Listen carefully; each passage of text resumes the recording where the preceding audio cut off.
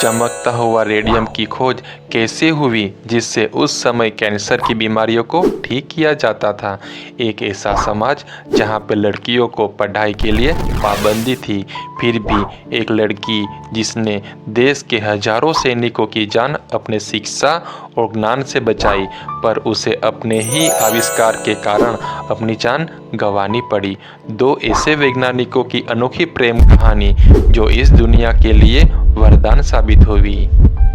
आज हम बात करेंगे सबसे पहले नोबेल प्राइज जीतने वाली महिला की, जिन्होंने विज्ञान के क्षेत्र में 2 बार नोबेल प्राइज जीता था और उसके पूरे परिवार ने भी नोबेल प्राइज जीता था। उस महान शख्सियत का नाम है मैडम मैरी क्यूरी।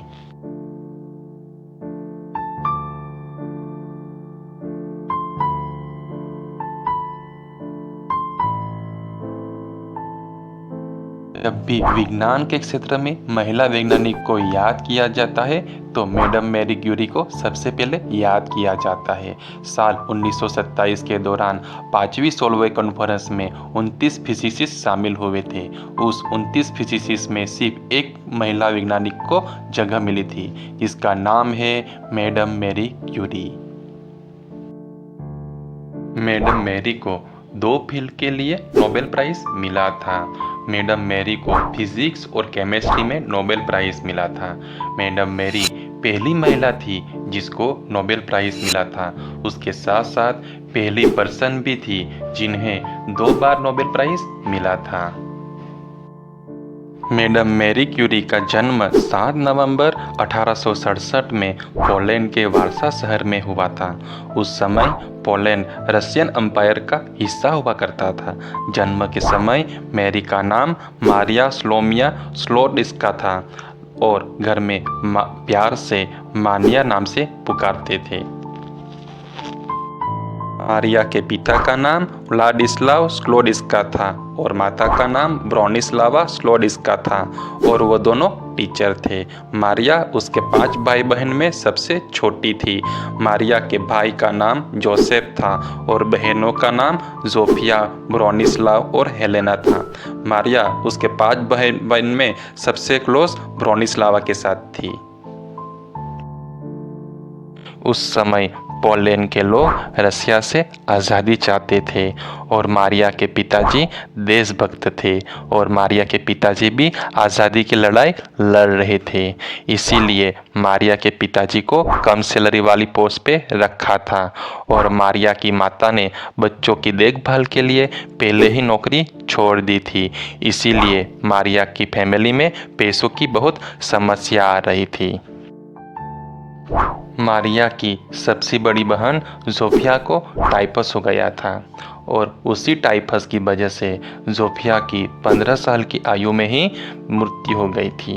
मारिया को दूसरा झटका तब लगा जब मारिया की उम्र 10 साल की थी और उसकी माँ को टीबी हो गया था और टीबी की वजह से उसकी माँ का देहांत हो गया था।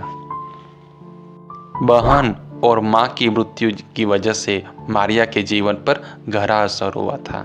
उसकी वजह से मारिया डिप्रेशन में चली गई थी। उसके बावजूद मारिया पढ़ाई में ज़्यादा ध्यान देती थी और मेहनत करती थी।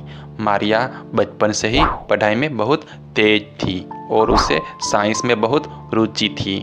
इसीलिए मारिया स्कूल में हमेशा फर्स्ट आती थी। उस समय रसिया में महिलाओं को यूनिवर्सिटी में पढ़ाई के लिए पाबंदी थी। इसीलिए उस समय पोलैंड में एक सीक्रेट तरीके से यूनिवर्सिटी चलाई जाती थी जिसका नाम था फ्लोटिंग यूनिवर्सिटी। इस यूनिवर्सिटी में जिसको पढ़ाई करने नहीं मिलती थी, इसको सीक्रेट तरीके से पढ़ाया जाता था। इस फ्लोटिंग यूनिवर्सिटी को रशियन ऑफिसर से छुपा के चलाया जाता था। अगर रशियन ऑफिसर को इस फ्लोटिंग यूनिवर्सिटी के बारे में पता चल जाए तो जेल में डाल सकते थे। इस फ्लोटिंग यूनिवर्सिटी के बारे में मारिया को पता चला तो मारिया और उसकी बहन ब्रोनिया ने फ्लोटिंग यूनिवर्सिटी को ज्वाइन किया और क्लास अटेंड करने लगे। मैडम मारिया को विज्ञान के क्षेत्र में दिलचस्पी बढ़ती ही जा रही थी। इसीलिए मैडम मारिया ने पेरिस में जाके उच्च कक्षा की पढ़ाई करना चाहती थी और मैडम मारिया की बहन ब्रोनिया भी मेडिकल की पढ़ाई पेरिस में करना चाहती थी। पर मैडम मारिया के फैमिली में पैसों की बहुत समस्या थी। इसीलिए पेरिस में दो बहनों में से एक ही बहन पेरिस में पढ़ाई कर सकती थी। तब दो बहनों के बीच में एक डील हुई। मैडम मारिया ने अपनी बहन को कहा कि पहले आप पेरिस जाके 5 साल की मेडिकल की पढ़ाई पूरी करो और मैं आपकी मेडिकल की पढ़ाई का पूरा खर्च उठाने की जिम्मेदारी लेती हूँ। जब आपकी मेडिकल की पढ़ाई ख़त्म हो जाए उसके बाद आप मेरी पढ़ाई का पूरा खर्च उठाना। मैडम मारिया ब्रोनिया से छोटी होने के बावजूद अपनी बहन का एजुकेशन का पूरा खर्च उठाने का जिम्मेदारी ले लेती है। मैडम मारिया की बहन ब्रोनिया ने आगे की पढ़ाई के लिए पेरिस की यूनिवर्सिटी में एडमिशन ले लिया और मैडम मारिया ने पैसों की समस्या दूर करने के लिए वारसा शहर से थोड़ा दूर एक अमीर व्यक्ति के वहाँ पे एक गवर्नेंस की जॉब ज्वाइन कर ली। मैडम मेरी गवर्नेंस यानी कि ट्यूटर की जॉब के साथ साथ गरीब बच्चों को भी फ्री में पढ़ाती थी और मैडम मेरी को थोड़ा समय मिलता था तो उसमें भी वो फिजिक्स, केमिस्ट्री और मैथ्स की पढ़ाई करती थी। 5 साल बाद ब्रोनिया की मेडिकल की पढ़ाई ख़त्म हो गई थी और पेरिस में ब्रोनिया की फाइनेंशियल कंडीशन भी अच्छी हो गई थी। तो ब्रोनिया ने मारिया को आगे की पढ़ाई के लिए पेरिस बुला लिया था। फाइनली ईस्वी सन 1891 में मारिया पोलैंड से पेरिस जाने के लिए रेलवे से अकेले ही निकल पड़ी। उस समय ठंड का मौसम था पर मैडम मारिया कंबल ओढ़कर और ठंडी को सहन करके साइंस की बुक पढ़ते पढ़ते पेरिस पहुंच गई। मैडम मारिया ने पेरिस में अपने बहन के घर रहकर पढ़ाई करनी चालू कर दी। मैडम मारिया ने फिजिक्स की डिग्री के लिए सोरबन यूनिवर्सिटी पेरिस में एडमिशन ले लिया। जब मारिया ने सोरबन यूनिवर्सिटी में एडमिशन लिया तब मारिया का नाम पेरिस में मारी को फ्रेंच भाषा में मैरी बोला जाता था, तो मैडम मारिया का नाम मारी से मैरी हो गया। उस वक्त मारिया की एज 24 ईयर की थी। मैडम मैरी की बहन की शादी पेरिस में हो गई थी और बहन के घर बहुत सारे मेहमानों का आना और जाना रहता था। इसीलिए मैडम मैरी पढ़ाई में पूरा ध्यान नहीं दे पाती थी।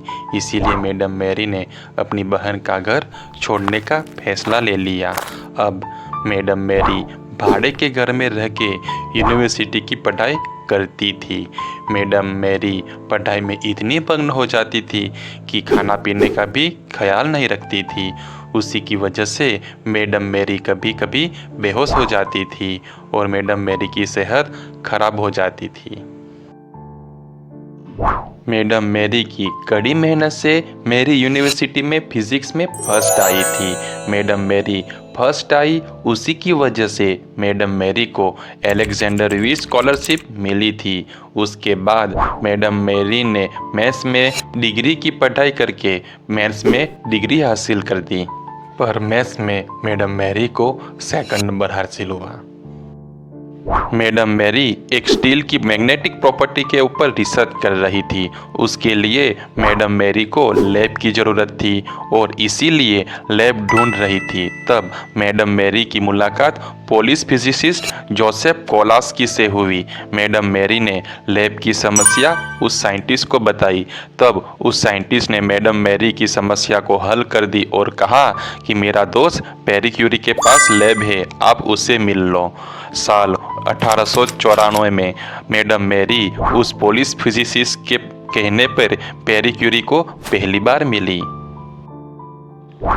उस वक्त पैरी क्यूरी छोटी सी लैब चला रहे थे और उस वक्त वो फ्रेंच फिजिसिस्ट थे। अब मैडम मैरी पैरी क्यूरी के साथ काम करने लगी। पैरी क्यूरी भी साइंस की फील्ड में थे और वो भी पीएचडी के लिए कोशिश कर रहे थे और वो कॉलेज में प्रोफेसर की जॉब भी कर रहे थे। पैरी क्यूरी शांत स्वभाव के इंसान थे। तो मैरी को पैरी क्यूरी के साथ काम करना और साथ में साइंस की पढ़ाई करनी अच्छी लगती थी। अब मैडम मैरी अपने साइंस की और अपनी ज़िंदगी की सुख दुख की बात पैरी क्यूरी को बता सकती थी। इसीलिए मैरी को अपने जीवन में अच्छा दोस्त मिल गया। एक दूसरे के साथ सुख दुख में समय व्यतीत करते हुए पैरी क्यूरी को मैडम मैरी के साथ प्रेम हो गया और पैरी क्यूरी ने शादी के लिए प्रपोज कर दिया। पर मैडम मैरी ने पैरी क्यूरी को शादी के लिए मना कर दिया। दरअसल मैडम मैरी को अपना देश पोलैंड से बहुत लगाव था, इसीलिए मैडम मैरी को पोलैंड में रहने की इच्छा थी। इसीलिए मैडम मैरी पोलैंड वापस चली गई। फिर भी पैरी क्यूरी ने अपने प्रेम में हार नहीं मानी और पैरी क्यूरी ने पेरिस से रहकर मैरी को बार बार लेटर लिखते ही रहे और फ्रांस वापस लाने के लिए कोशिश करते ही रहे। उस समय पोलैंड में महिलाओं के शिक्षण को महत्व नहीं दिया जाता था, तो मैडम मैरी को यहाँ पता चल गया कि पोलैंड में रह के आगे की पढ़ाई नहीं कर पाएगी और मैडम मैरी को यूनिवर्सिटी में प्रोफेसर की जॉब भी नहीं मिली थी। इसीलिए मैडम मैरी ने पैरी क्यूरी की बात मानकर वापस पेरिस आ गई। पेरिस से आके 26 जुलाई 1895 में मैरी ने पैरी क्यूरी से शादी कर ली और मैडम मैरी का नाम मैडम मैरी क्यूरी हो गया और यही प्रेम कहानी दुनिया के लिए वरदान साबित हुई।